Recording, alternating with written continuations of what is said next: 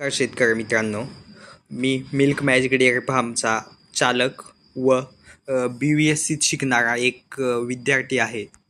माझ्या अनुभवावरतून व मी शिकत असलेल्या शिक्षणावरतून मी एक फॉर्म्युला तयार केलेला आहे, ज्याचा मी प्रोडक्शनही घेतलेलं आहे, जे की जवळपास माझ्या हायेस्ट मिल्क यील्ड हे 42 लिटरपर्यंत आलेले आहे. चला शेतकरी मित्रांनो, डेअरी उद्योगातील सगळ्यात महत्त्वाचा घटक खाद्य नियोजन. आज आपण 30 ते 32 लिटरच्या गाईचे खाद्य बनवणार आहोत.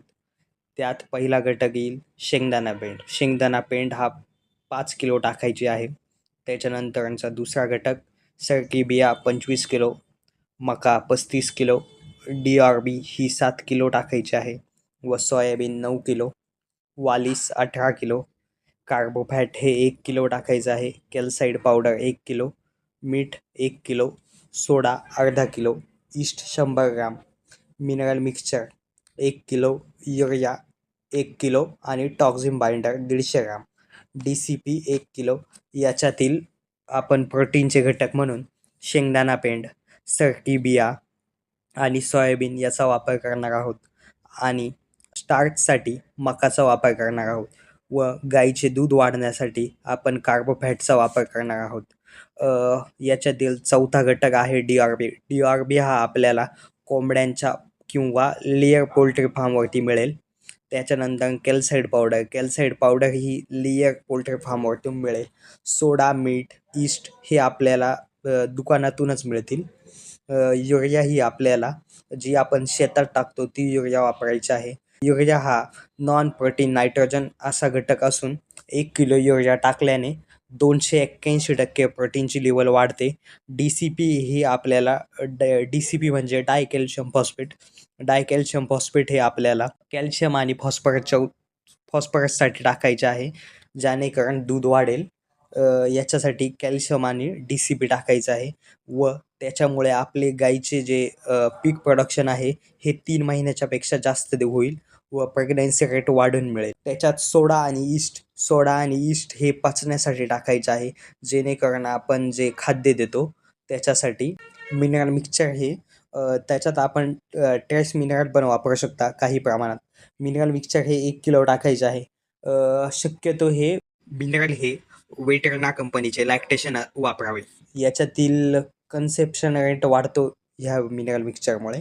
ह्या सर्व खाद्याचे क्रूड प्रोटीन हे 23.5% आहे आणि क्रूड फॅट हे 11% आहे.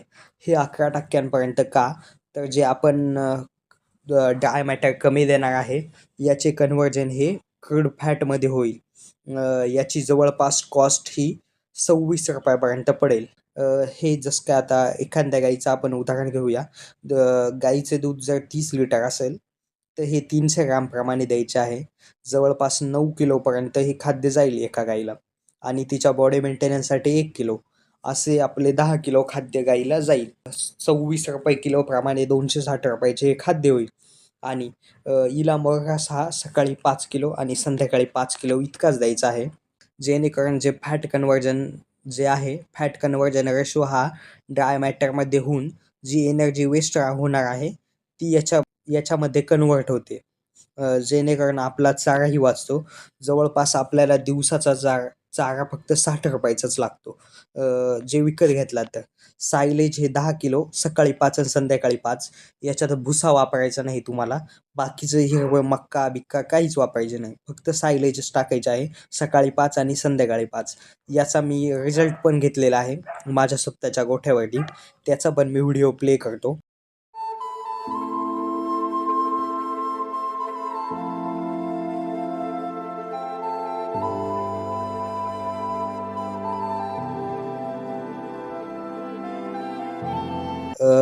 ओव्हरहेड कॉस्ट ही आपली 100 रुपये धर आपण आणि 260 रुपये खाद्याचे, 60 रुपये सायलेजचे, असे मिळून 420 रुपये पर हेड कॉस्ट 30 लिटरच्या गाईचे येते.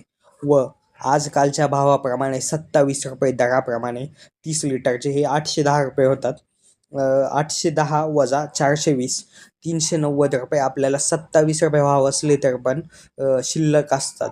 कॉस्ट ही 100 रुपये कशी तर लाईट बिल, यातील पंखे, गाईच्या मेंटेनन्ससाठी आलेला मजुराचा खर्च हा 100 रुपये धरलेला आहे, जेणेकरून आपल्या शेडवरती आलेला खर्च जो की डिवाईड होऊन पर हेड कॉस्टला पडतो.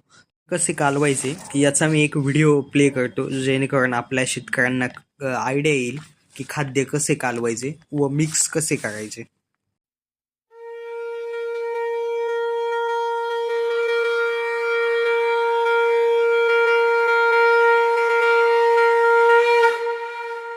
ते मी पहिल्या कालवडींनाही चालू केलेलं होतं, ज्या की ABSच्या 2 आणि डेन्मार्कची 1 होती.